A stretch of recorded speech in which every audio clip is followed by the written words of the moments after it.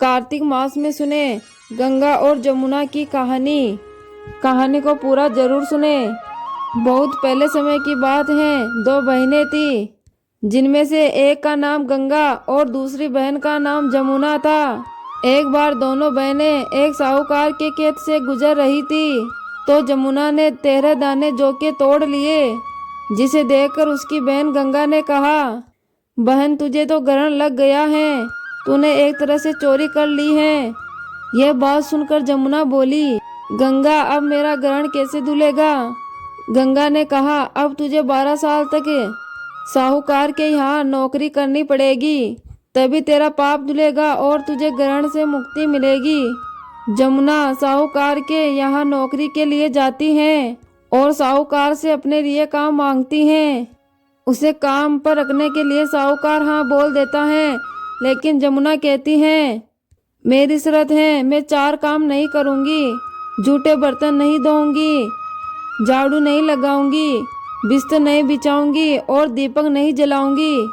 ऐसे ही करते करते 12 साल के बाद कुंभ का मेला आया, तो साहूकारनी भी कुंभ का मेला देखने जाने लगी।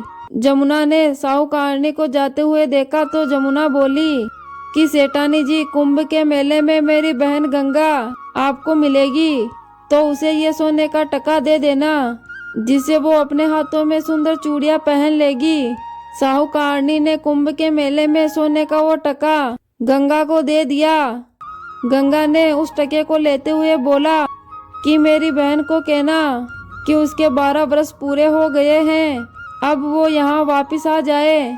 साहूकार और साहूकारनी वापस घर आए।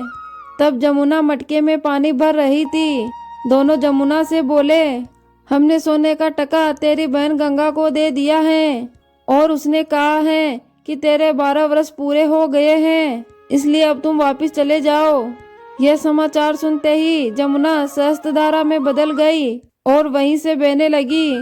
जमुना जी का यह रूप देखकर साहूकार और साहूकारनी जी बहुत परेशान हो गए कि हमारे घर में जमुना माता ने काम किया और हमें तो अब उसका ग्रहण लग गया है, और अब हम यह ग्रहण कैसे उतारेंगे।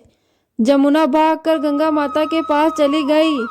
गंगा ने जमुना से पूछा, तुमने साहूकार और साहूकारनी को कुछ कहकर आई हो या ऐसे ही बिना बताए आ गई। तब जमुना बोली, मैं तो कुछ भी बताकर नहीं आई हूँ।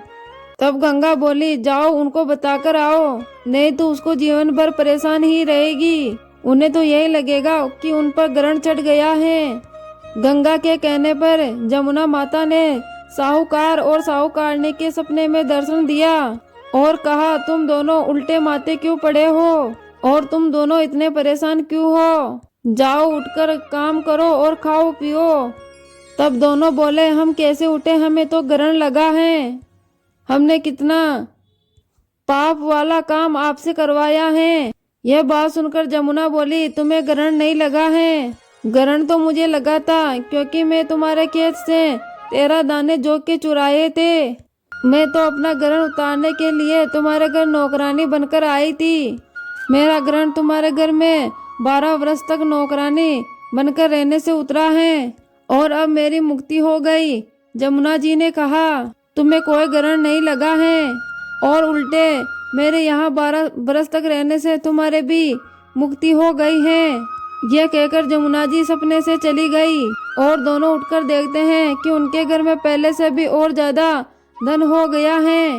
यह देखकर दोनों साहूकार और साहूकारनी जी बहुत खुश हुए और गंगा माता जी को धन्यवाद दिया और उन्होंने जमुना माता को बहुत धन्यवाद दिया और साथ ही साथ गंगा माता को भी धन्यवाद दिया।